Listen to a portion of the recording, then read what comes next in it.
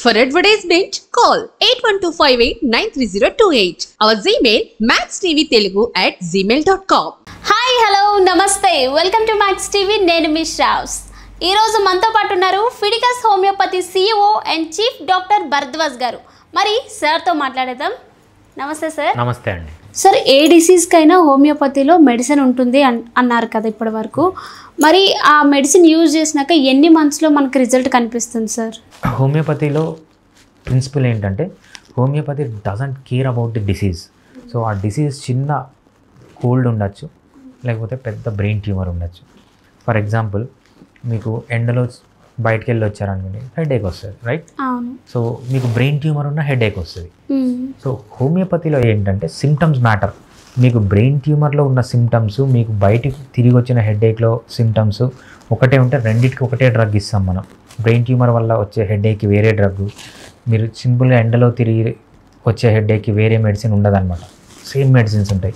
So ఎందుకు అంటే homeopathy doesn't care about the disease, homeopathy care about the symptoms. So ప్రతి ఒక్క డిసీజ్కి symptoms ఉంటాయి. సో ప్రపంచంలో ఏ డిసీజ్కి అయితే సిమ్టమ్స్ ఉంటాయో ఆ డిసీజ్కి హోమియోపతిలో మెడిసిన్ ఉంటుంది. ప్రపంచంలో డిసీజ్కి సిమ్టమ్ లేని డిసీజ్ అంటూ లేదు. So homeopathy has answer for every disease. కాకపోతే ప్రోగ్నోసిస్ ఏంటి, రైట్?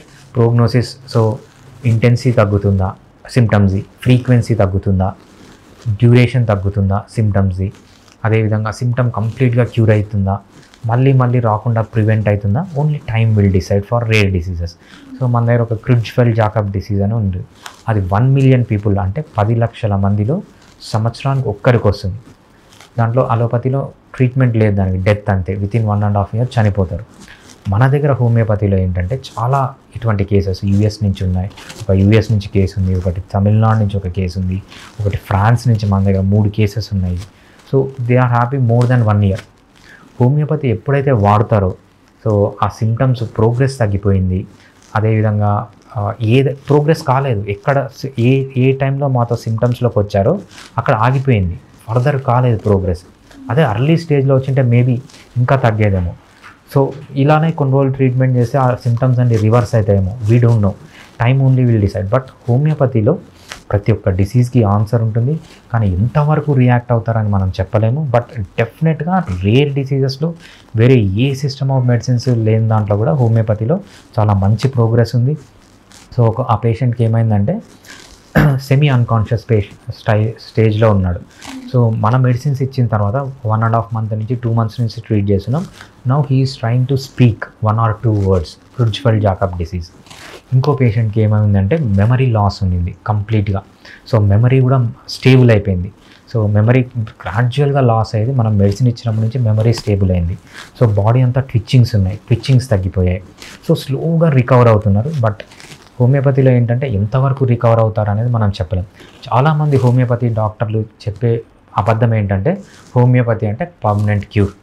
పర్మనెంట్ క్యూర్ అయ్యే ఛాన్స్ ఉంటుంది, బట్ ఎవ్రీ కేసులో అవుతుందా అంటే ఎవ్రీ కేసులో పర్మనెంట్ క్యూర్ అనేది ఉండదు, కేసుని బట్టి. ఫర్ ఎగ్జాంపుల్, మాకు బార్థోలిన్ సిస్ట్ కేసెస్ ఉంటాయి.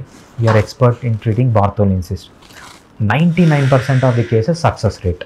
ఒకసారి ట్రీట్మెంట్ తీసుకున్న తర్వాత 99% ఆఫ్ ది పీపుల్కి రాలేదు, మళ్ళీ లేదు, జస్ట్ 1 or 2% పీపుల్కి మళ్ళీ రికవర్ అవుతుంది. అంటే మళ్ళీ వస్తుంది బార్థోలిన్ సిస్ట్, కాకపోతే ఇంటెన్సిటీ కానీ ఫ్రీక్వెన్సీ కానీ డ్యూరేషన్ కానీ తగ్గిపోయింది.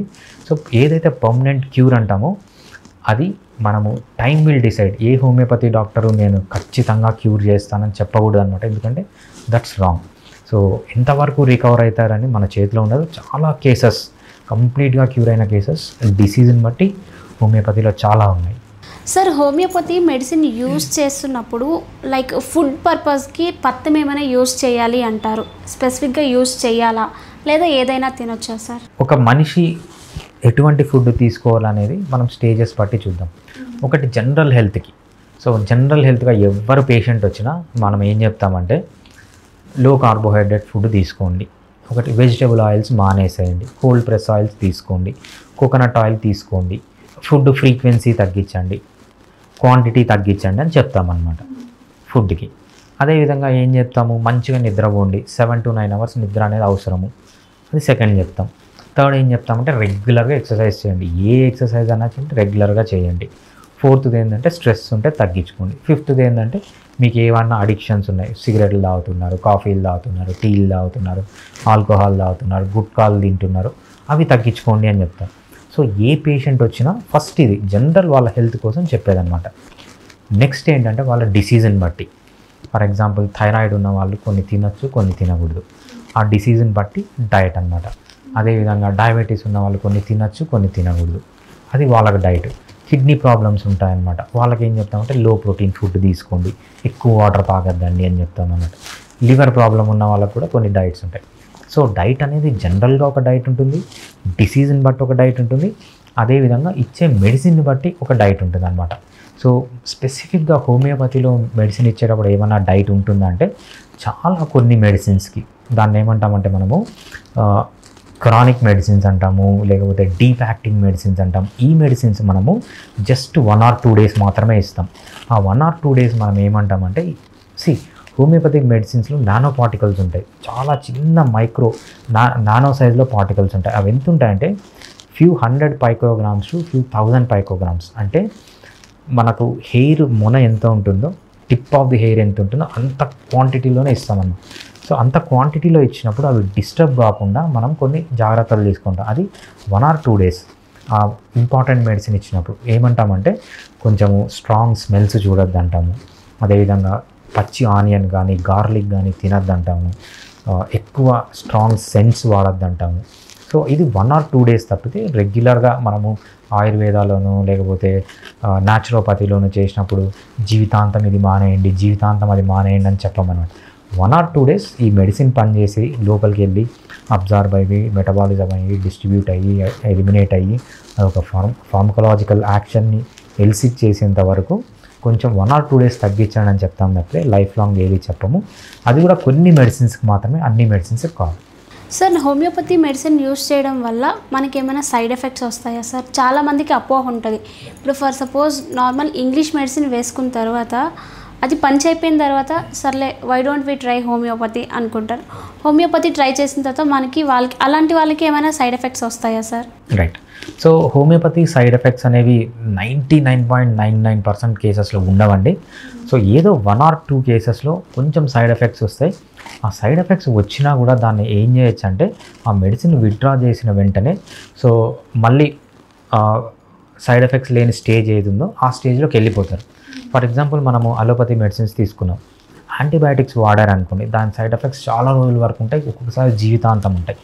పెయిన్ కిల్లర్స్ వాడారు, పెయిన్ కిల్లర్ సైడ్ ఎఫెక్ట్స్ రెగ్యులర్గా పెయిన్ కిల్లర్స్ వాడితే జీవితాంతం ఉంటాయి. ఈ పెయిన్ కంటే ఆ సైడ్ ఎఫెక్ట్స్ బాగానే ఎక్కువైపోతుంది అనమాట.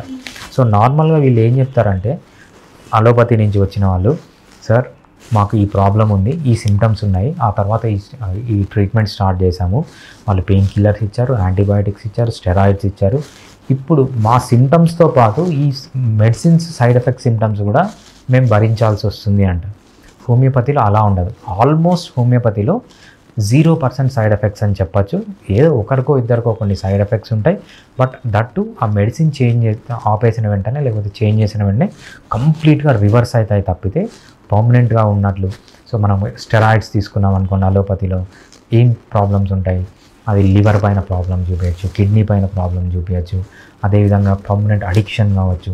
ఒక్కసారి స్టెరాయిడ్ని విత్డ్రా చేస్తే ఆల్రెడీ ఉన్న డిసీజ్ ఇంకా ఎక్కువ ఫ్రీక్వెన్సీతో, ఇంకా ఎక్కువ ఇంటెన్సిటీతో, ఇంకా ఎక్కువ డ్యూరేషన్ రీబౌండ్ ఎఫెక్ట్ ఉంటుంది అనమాట. ఆ రీబౌండ్ ఎఫెక్ట్ ఉండొచ్చు. అదేవిధంగా పెయిన్ కిల్లర్స్ తీసుకుంటే kidney damage, liver damage, heart damage, nerve damage ఇవన్నీ ఏముండవు. ఉన్నా కూడా చాలా తక్కువ, 99.99% ఉండవు. ఏదో 1% or 2% కొంతమందికి అలా వచ్చి వెళ్ళిపోతాయి తప్పితే పర్మనెంట్గా హోమియోపతిలో డ్యామేజ్ జరిగేదంటూ ఏమీ ఉండదు. చాలా బాగా చెప్పారు sir, thank you so much. Thanks అండి. చూసారు కదా ఫ్రెండ్స్, మీరు కూడా ఎలాంటి హెల్త్ ప్రాబ్లమ్స్తో ఫేస్ చేస్తున్నా కమెంట్ సెక్షన్లో కమెంట్ చేయండి. అలాగే కింద స్క్రోల్ అవుతున్న నెంబర్కి కాల్ చేయండి, అపాయింట్మెంట్ తీసుకోండి. Thank you so much.